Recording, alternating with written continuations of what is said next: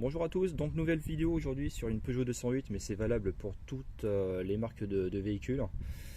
C'est pour vous expliquer comment il se trouve qu'il y a des portières de voitures inondées avec plein d'eau. Eh bien, je vais vous montrer comment ça se passe. La raison pourquoi c'est inondé. Dans toutes les portières des voitures, en fait, il y a des évacuations d'eau, de pluie. Et donc en fait ça se passe en dessous de la portière. Il y a 3 évacuations. Il y en a une ici, une là et une là. Donc là, du moins sur la portière de la 208, il y en a 3. Et sur d'autres modèles ou marques de véhicules, il peut y en avoir plus ou moins. Voilà. Donc là en fait, pour mon cas à moi, et bien en fait, ils sont complètement propres. Donc l'eau s'évacue très facilement. Et ce qui se passe, c'est que quand il y a des véhicules qui ont déjà un certain nombre d'années, des véhicules qui sont garés constamment, par exemple à l'extérieur, dehors, sous des arbres, des choses comme ça, et bien avec la saleté, les feuilles, tout ce qu'il peut y avoir, et bien ça s'infiltre à l'intérieur de la portière. Ça s'infiltre à l'intérieur, donc ça se passe entre la tôle extérieure et puis à l'intérieur. En fait, ça fait comme des dépôts de boue, de feuilles. Et ça vient donc boucher les trous, tout simplement. Donc quand c'est comme ça, eh bien vous prenez un petit tournevis plat ou un trombone ou quelque chose voilà de dur et un petit peu de long, vous le faites passer et vous venez en fait gratter de manière à ce que toutes les impuretés donc soient décalées puis se retirent. Alors l'idéal c'est de retirer le panneau de porte si c'est vraiment très sale, c'est de retirer le panneau de porte et ensuite de mettre la main à l'intérieur de la portière et de retirer ce qu'il y a à retirer, donc comme je disais les bouts, les feuilles. Alors sur la 208 j'ai fait une vidéo qui est très intéressante. C'est pour expliquer le démontage de tout le panneau, donc que ce soit les portières avant et les portières arrière. Donc ça vous pouvez retrouver cette vidéo sur ma chaîne. Donc vous aurez toutes les explications, comme ça vous avez toute la procédure pour tirer et ensuite donc pour pouvoir retirer, comme je disais, les impuretés ou les bouts. Voilà, donc ce que je vais faire un essai en live. Je vais passer de l'eau à l'extérieur évidemment de la portière. Je vais mettre de l'eau, ça va venir donc glisser, ça va venir sur le joint, entre la vitre et le joint. Donc l'eau va s'infiltrer à l'intérieur et donc va s'évacuer en dessous. Donc je vais vous montrer ça.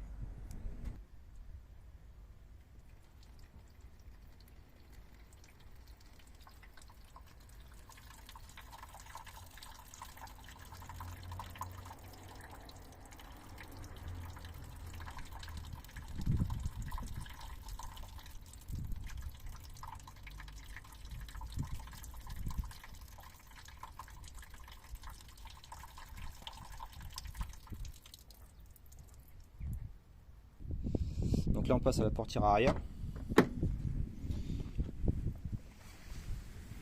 Donc là c'est la même chose. Il y a 2 trous, un ici, l'autre ici.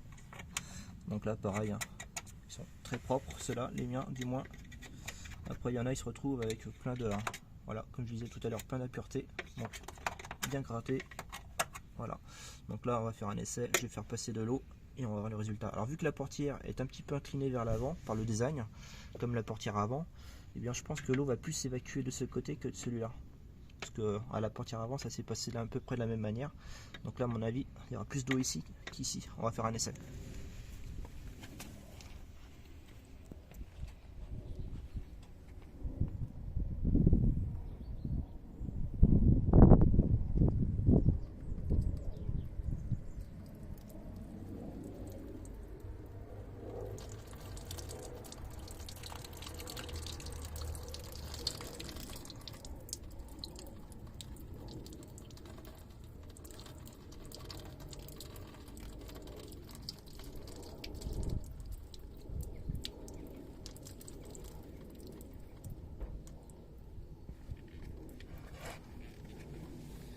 Voilà, l'essai est concluant.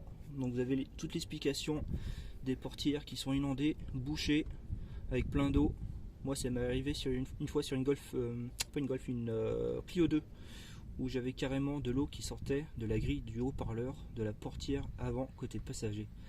La première fois que ça m'est arrivé, c'était en faisant un rond-point et j'étais vraiment effrayé. Donc voilà. Donc maintenant qu'on a fait ça, je vais faire une petite vidéo également du compartiment moteur. Alors c'est pas mal aussi.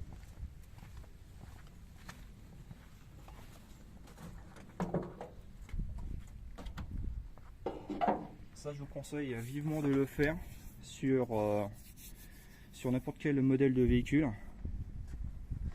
Alors sur les 208, c'est un exemple. Alors ça se passe comme ça. Donc, alors là vous avez le filtre à pollen.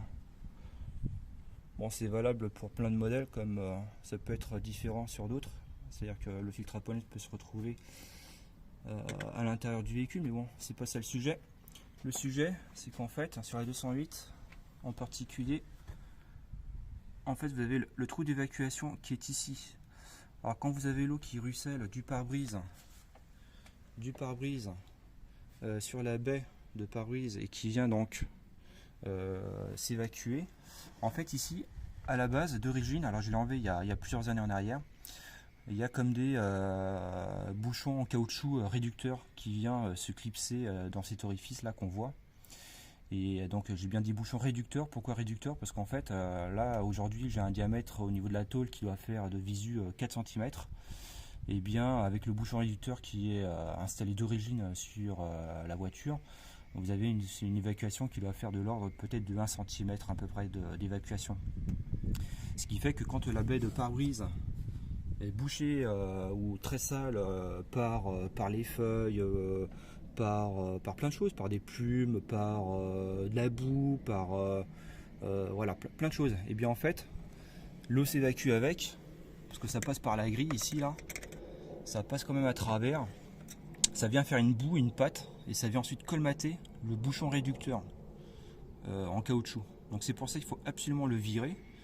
Il n'y a aucune conséquence derrière, il n'y en a aucune, c'est juste pour moi une panne programmée par les constructeurs, et ce qui fait qu'en fait ça inonde et l'eau ensuite s'infiltre à l'intérieur de l'habitacle, et donc ça passe par je ne sais où d'ailleurs, mais ça rentre à l'intérieur et ça vient donc mouiller les tapis de sol, l'arrière de la boîte à gants, voilà, ça fait en fait un désastre sans nom à l'intérieur.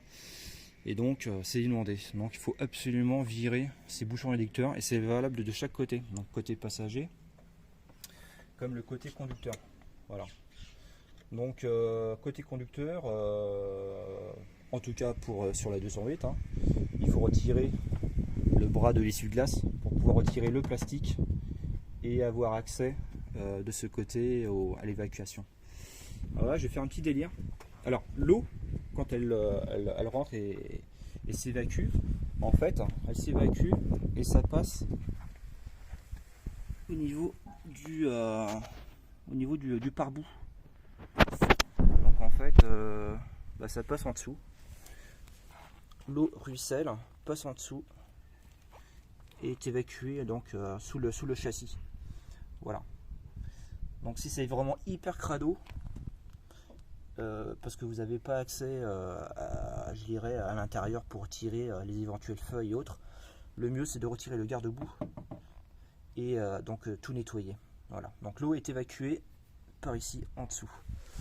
Donc là je vais faire un petit délire comme je disais, parce que j'ai une petite caméra et on va regarder ensemble l'état de la propreté qu'il peut y avoir, qui est à l'intérieur. Allez, on va passer la caméra, on va voir ensemble si c'est super propre. Alors l'idéal évidemment c'est de retirer le passage de roue, mais là au moins je vais pas le faire.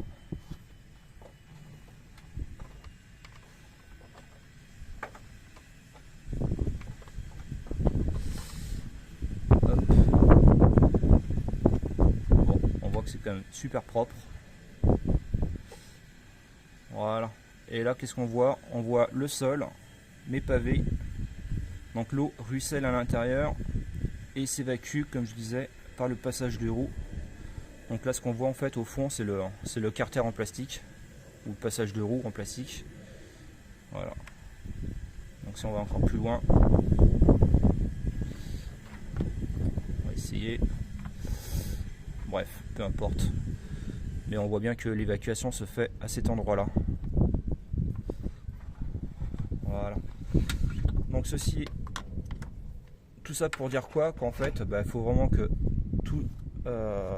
tout ce compartiment, que ce soit côté passager ou côté conducteur, au niveau de la grille, il faut vraiment être très prudent, bien nettoyer, tout retirer ce qu'il peut y avoir, parce que comme ça vous aurez évité des grosses galères d'inondation à l'intérieur. Donc là on va faire un essai. Je vais mettre de l'eau et vous allez voir qu'au niveau du passage de roue,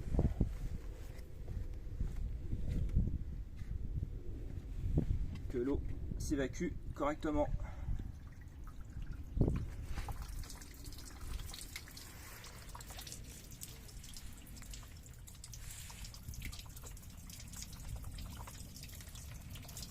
Voilà.